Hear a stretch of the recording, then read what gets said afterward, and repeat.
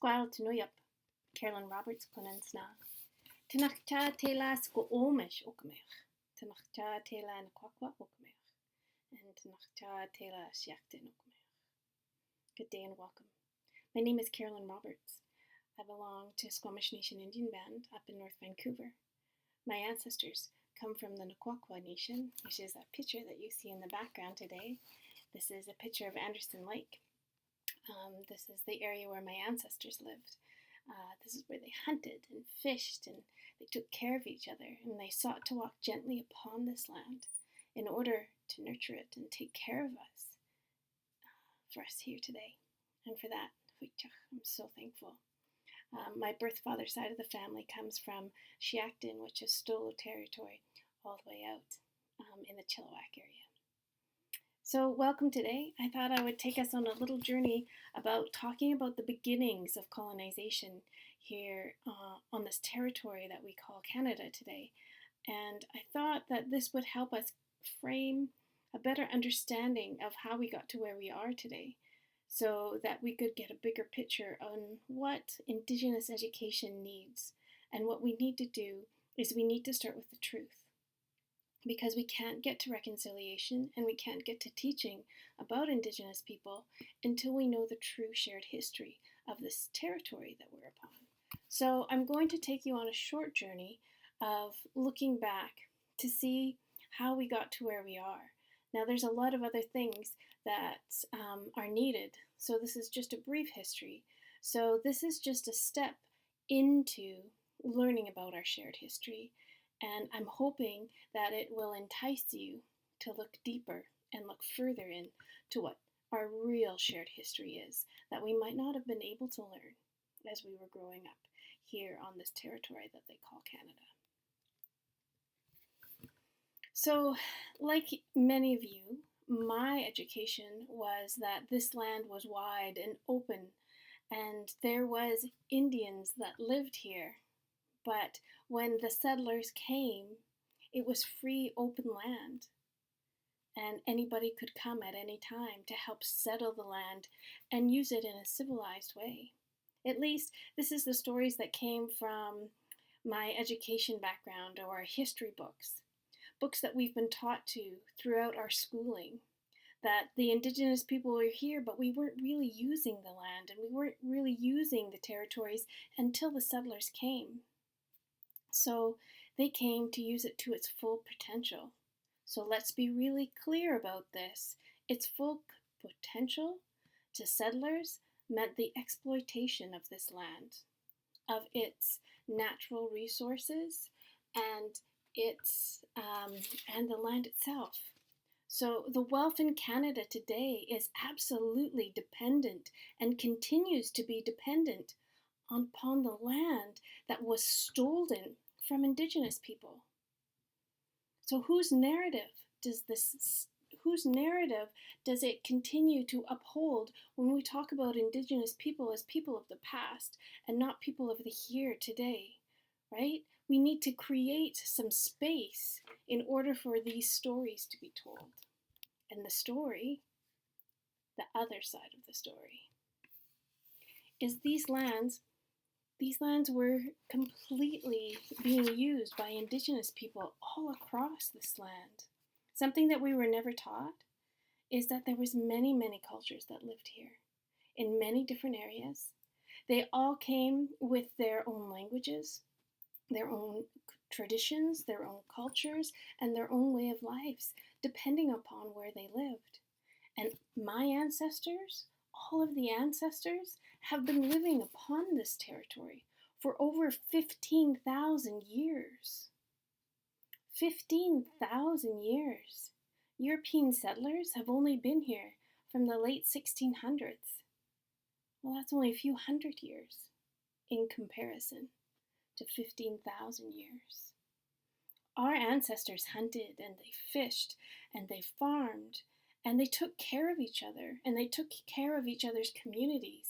They listened to the land, they nurtured it, and they took care of it so that there would always be something there for the next generations to come. Because traditionally in Indigenous cultures, they always think 7 generations ahead and 7 generations behind. Our ancestors are always with us. So, for our ancestors and our Indigenous people today, this land is at the core of who we are as people. The land meets all of our needs for food, for clothing, for shelter, for our spirituality, and everything. And in return, we then take care of it. We are land protectors and water protectors, especially in a day like today when there's so much around that is going against what we're trying to do, which is save the land that we're on. So there was lots of things happening in Europe at the end of the 15th century that would mean huge change for my ancestors here on this land. In 1493, the King and the Queen of Spain asked Pope Alexander to make a statement that would help Spain's explorer as they arrived to new lands. This statement was called the Doctrine of Discovery. And do you know what the Doctrine of Discovery said? The Doctrine of Discovery was established as spiritual, political, and legal justification for colonization and the seizure of lands not inhabited by Christians. It has been invoked since Pope Alexander VI and Paul Bull in 1493. They decreed to justify the Christian European explorers' claims to lands and waterways they allegedly discovered and promoted Christianity as the dominant and superiority. And it also applied to Africa and Asia and Australia, New Zealand, and all the Americas, and began the so-called European discovery of these lands that we live upon today. But in actual fact, it wasn't them that discovered us. It was us that discovered them. That's not something that we're told in our history books. So what happened in the beginning, it wasn't always nice. There was still fights and there were still disagreements and there was still these things that they wanted to take over, the settlers wanted to take over the land from the Indigenous people.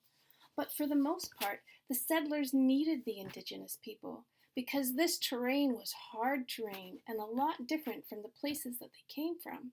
So they needed the Indigenous people to show them how to live and how to survive here.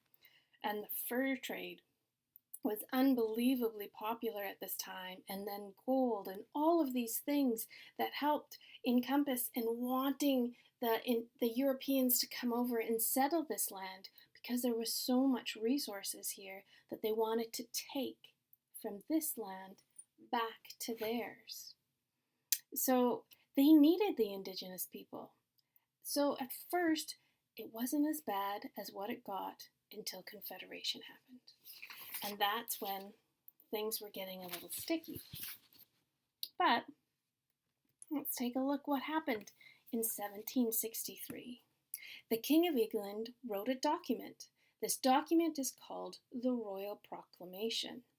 This document is still in our laws today, and when Indigenous people fight for their land rights, we still come back to this document because it's still in law today.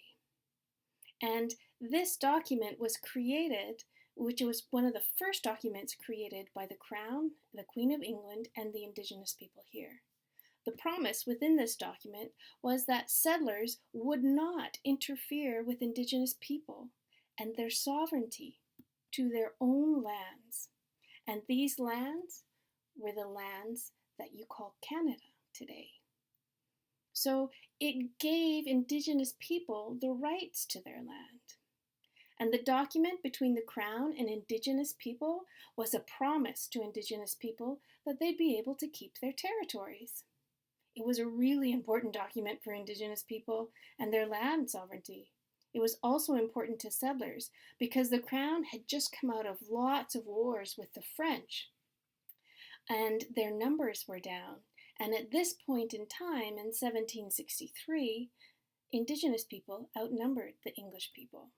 So, England at this time was at a really weakened state with its military, and they didn't want the Indigenous people to fight over a war with their land, so they created this document in order to create the peace that they were looking for.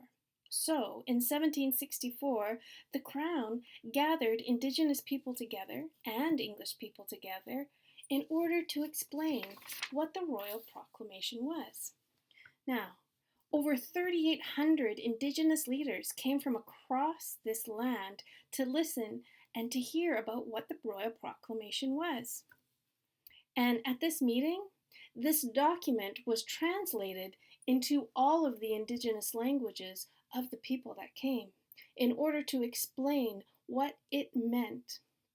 And then they were asking all of these Indigenous leaders, 3,800 of them, to sign this document with the Crown. And they did.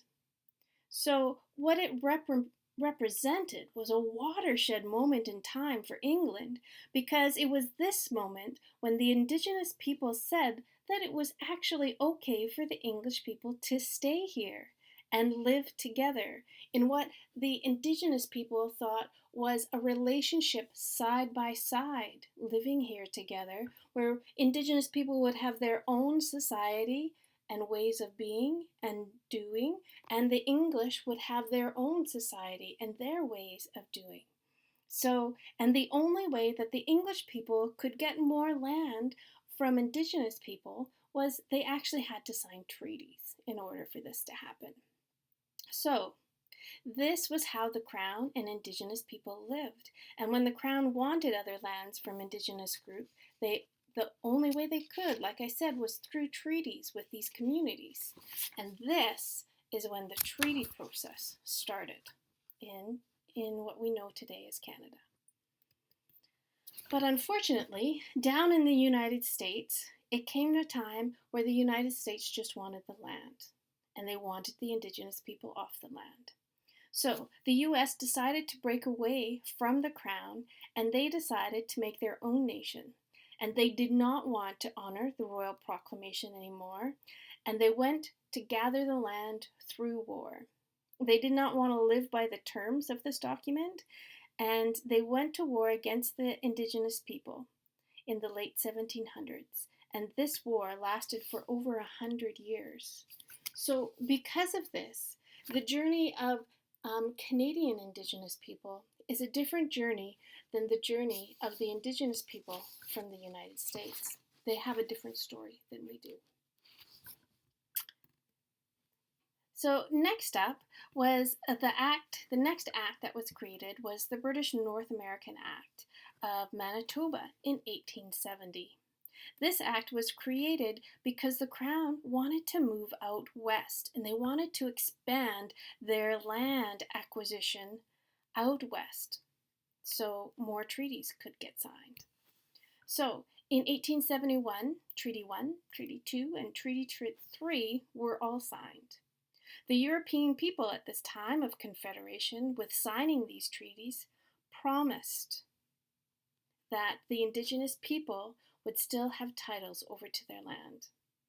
And they wanted Indigenous people to surrender their land for money. So there is lots of treaties that have the treaty day where they hand out $5 to everybody in the nation because it's part of their treaty and they're still buying their land.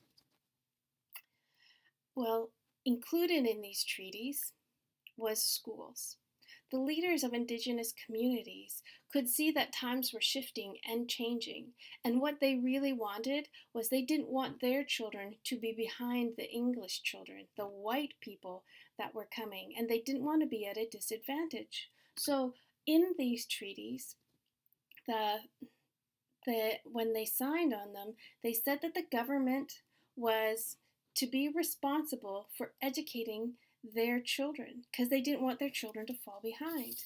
And these promises were put into every single treaty thereafter, that the government was responsible for setting up a school on reserve, in the reserve, to help educate their kids so their kids could communicate and work within the greater population.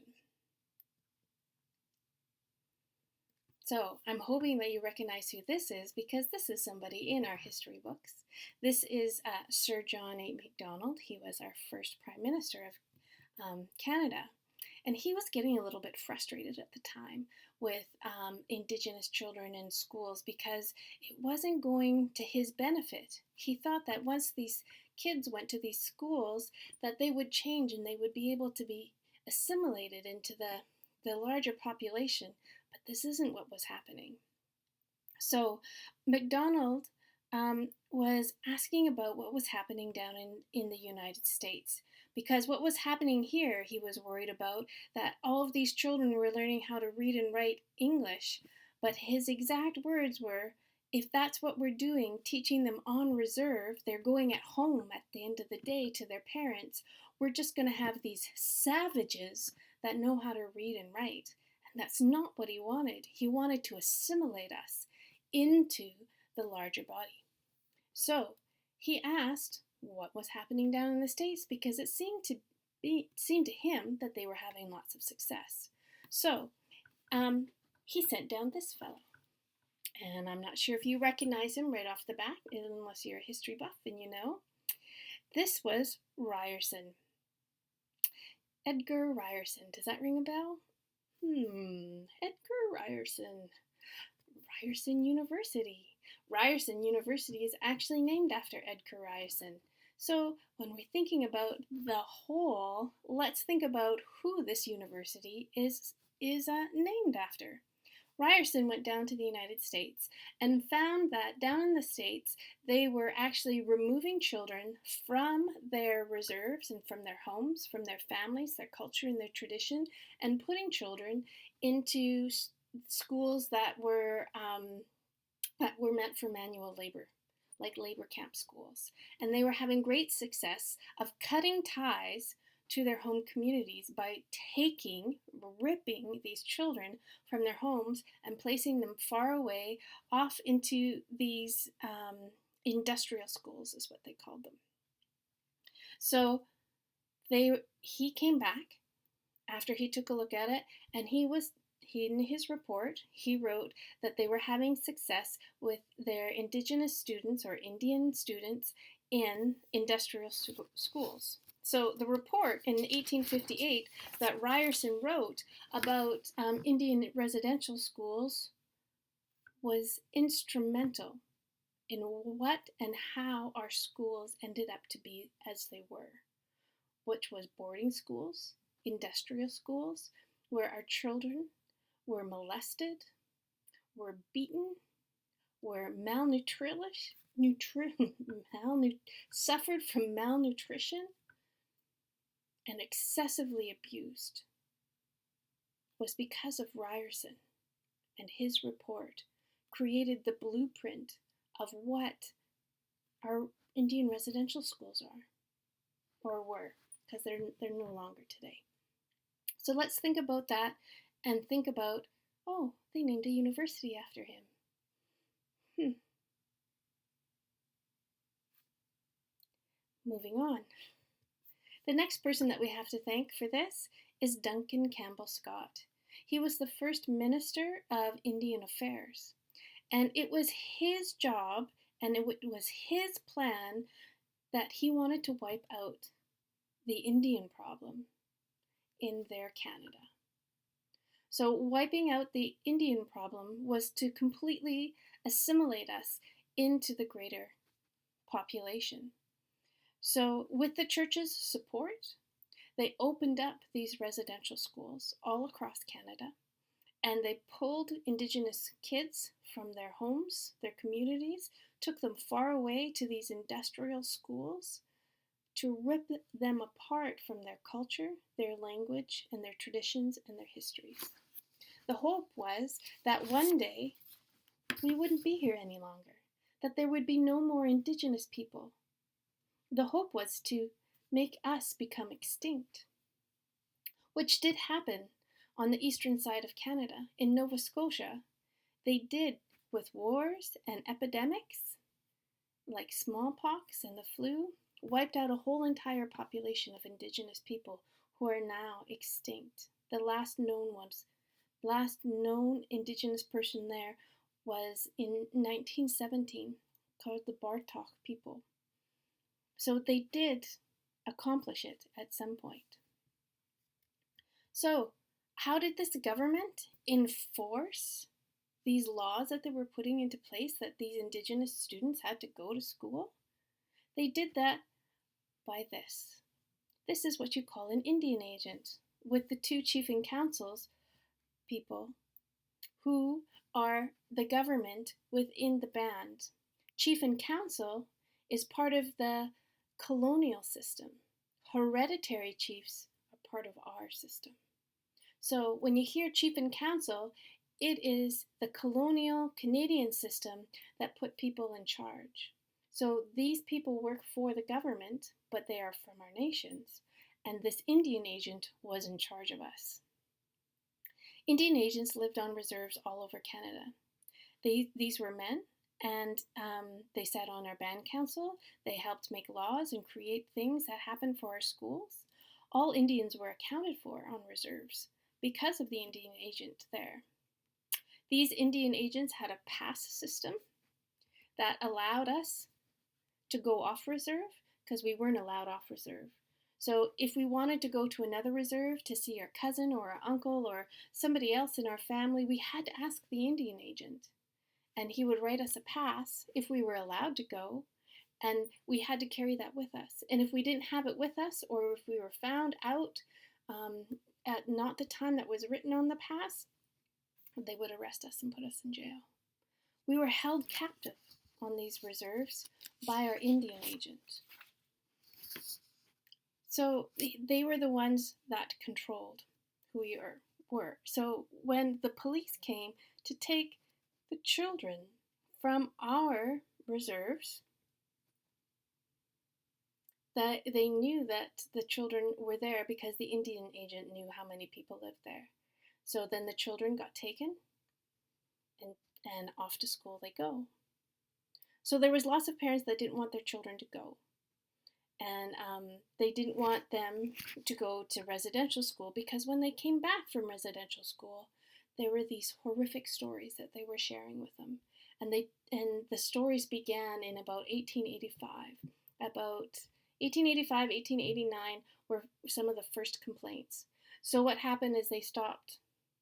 So what they did, the government did, created an amendment to the Indian Act. Now, the Indian Act was something that completely controlled us and was and is still used today in Canadian law to control Indians. So they made an amendment within the Act that said in 1880, if you don't send your kids to residential school, then you'll be thrown in jail and we're going to take your kids anyway. So it was against the law for you not to send your kids to school. So what do you do when you come across a law that's completely unjust and unfair? Well, you would hire a lawyer, right? So, but if you became a lawyer as an Indigenous person, you would then be enfranchised into the larger body politic, and you would lose your Indian status. So if you were a doctor, a lawyer, or a teacher, you would then no longer have your Indian status. You would give that up. So you couldn't actually go back and help and support, because when Indians started to look for lawyers and talk to lawyers about what was happening in order to change the laws, the government then made an amendment to the law. And the amendment was you could not take the government to court for anything under the Indian Act unless you had permission from the Minister of Indian Affairs. Do you remember our friend, Duncan Campbell Scott? He's really not our friend. And there's no records anywhere ever shown that he ever gave permission for any lawyers to fight against the Indian Act and the laws that worked against us.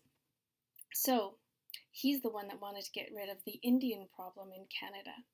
So if he didn't permit anybody to fight against the government, then there was no way that Indigenous people could go and find lawyers in order to fight this fight, because they weren't allowed to talk to them.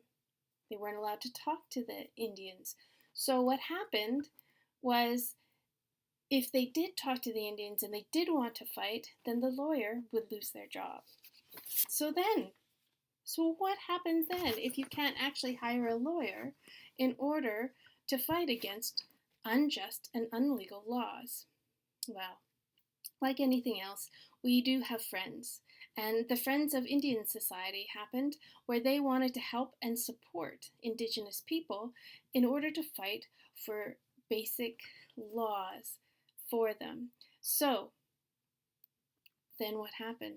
Well, the government then made another amendment to the Indian Act in 1888 and said anybody seeking advice about Indians and their rights had to seek permission from the Minister of Indian Affairs first in order to be able to go ahead.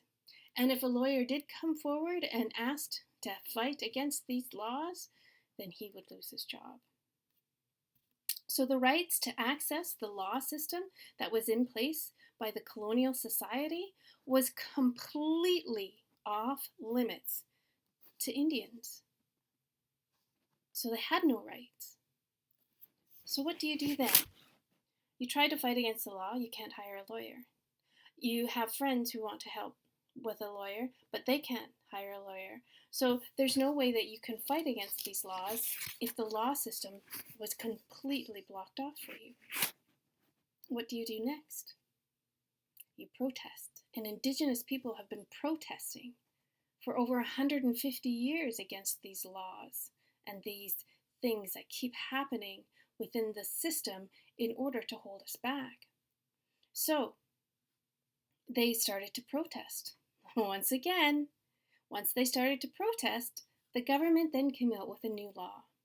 In 1892, the government passed a law that it was actually illegal for 3 or more Indians to gather together in order to discuss or protest grievances against the government.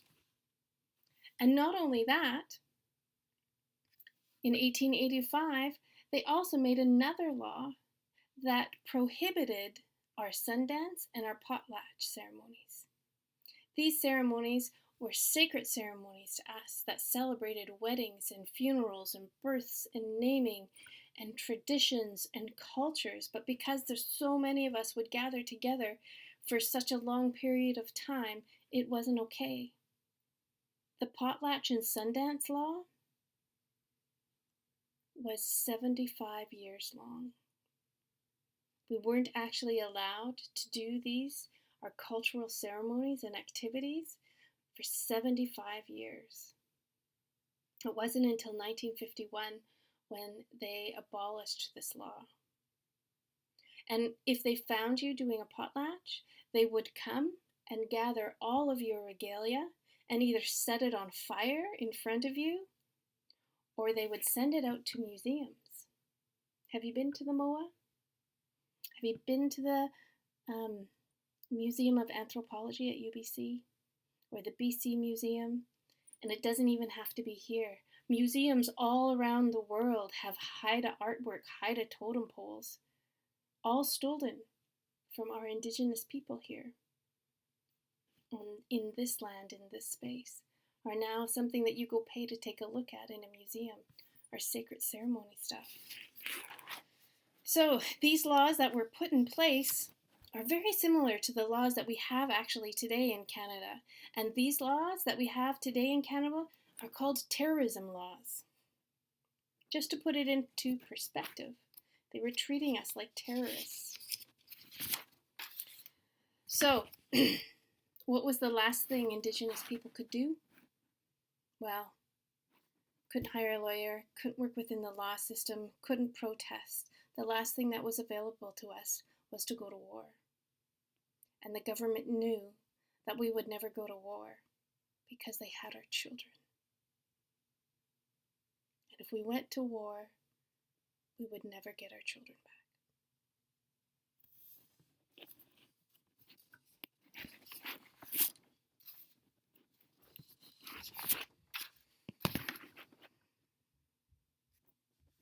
So this land that we're on, this unceded territories, and we talk about it as unceded. Unceded means this land was never bought, never sold, or never traded to the colonial settlers. This land was stolen and is stolen land. And they continue to put in laws to work against us. They're still in place today to take us out because they still want to eliminate us. This is part of our history that we're not taught about in school. And this is just a small snippet of what actually has happened over the past 150 years, celebrating that Canada Day. There's so many other things that have happened to Indigenous people that we're just not talked about. We are only ever taught through the European colonial settler lens. And it's time to change this conversation. And it's time to look at different aspects of our history, because we can't teach Indigenous education if we don't know the history. And that's what this short video is about. And I'm hoping with this that you'll want to learn more about all of the other things that also happened to us. Because I gave you a few 20, 30 years. Can you imagine what 150 years was? Indigenous people have been fighting for land rights for over 150 years. And Indigenous people are still being confronted by the Canadian Army to protect their lands, their waters, and their right to their land. This land that was never bought, sold, or traded to the Europeans. A great example was in January and February, when there was the rail blockades. If you only slightly heard about it or you know a little bit more about it, it was about land rights, and they sent in the army to take us out. They're still doing that today. So it's our job as educators to be able to educate ourselves about all of these different things that have happened to Indigenous people. This is not an exhaustive list. This is just a small list of some of the things that have happened to Indigenous people here upon this territory. So it's my hope that you look into some of these things. Information that you might not know about, information that will help you gain a bigger understanding of what our actual shared history is. What do we still need to know living here today upon this land, this stolen land? What do we need to know about living on it? Who are the people that were here before the land was taken? What is their story? What's missing from our story that we don't know about their story? There's a huge history of Canada that we still need to learn about. And before we can even begin to understand how to teach about it, we have to understand and know. So again, it is your job as future educators to learn about the history of this place, not from the one-sided perspective that we have been taught by. But let's take a listen to the other side of the story, because a single-sided story doesn't tell us all of the information that we need to know. So these are some things that you can take a look at to learn more about. Some of them I talked about. The Indian Act is huge. We are still being governed by the Indian Act today. And this is something that holds us back. And there's lots of people that talk about abolishment of the Indian Act. Well, if we abolish the Indian Act, like Prime Minister Trudeau's father wanted to do, then that would eliminate us. And that would eliminate all of our rights to our land. So that's not an option. How are we going to work around that? What are we going to do? The 60 scoop is something that I was a part of. I was taken from my family, my history, my home, my culture, was stolen from my mother and placed into a non-Indigenous home growing up. And it wasn't until my early 20s that I got to be able to return back to my home and learn who I was as an Indigenous person. The PASS system. What does the healthcare system look like? There's so many things to learn. So this is just a small list of something. If you want to do some more digging, I encourage you to do so. And to help you do some digging, here is a beautiful list of some amazing, strong Indigenous voices. Some of them are academics. Some of them work on the front lines for us, journalists who tell the story from a different perspective. In order to hear our story, you have to listen to the Indigenous people that are out there creating space for Indigenous voices to be heard. Pam Palmater, Negan Sinclair, Murray Sinclair, Cindy Blackstock, Eve Tuck, Joanne Archibald, Verna Kirkness, Leanne Simpson, Tanya Teleghi, Arthur Manuel, the tiny house warriors and the Wet'suwet'en hereditary chiefs. A great place to look at the different laws in Canada that affect us are First Peoples laws. Jody Wilson-Weriborough is a beautiful, strong matriarch who is a beautiful storyteller and strong Indigenous woman who stands up for Indigenous rights. Sheila Coate Meek wrote a beautiful book about colonized classrooms. Margaret Kovach, Marie Baptiste, they're both academic scholars who write about Indigenous education. Chelsea Vowell has a beautiful book about all of this in simple terms in order to gain a better understanding of Indigenous people. And Richard Wagamese, a beautiful poet and storyteller, tells amazing stories. These are just some of my favorite people that I wanted to pass on to you so that you could get a better understanding. Like I said, I gave you about this much of the story when it doesn't fit on your screen how big our story is. There's so much that has happened in order for us to be here today and still fighting for our land rights and our sovereignty rights over our lands and our people in order to create an equal playing field. And it's our job as educators to learn and to educate ourselves. So I'm so thankful that you took the time to listen to me today, and I am looking forward to further discussions with you on how this is going to look. Hoichach, my friends. Have a great day.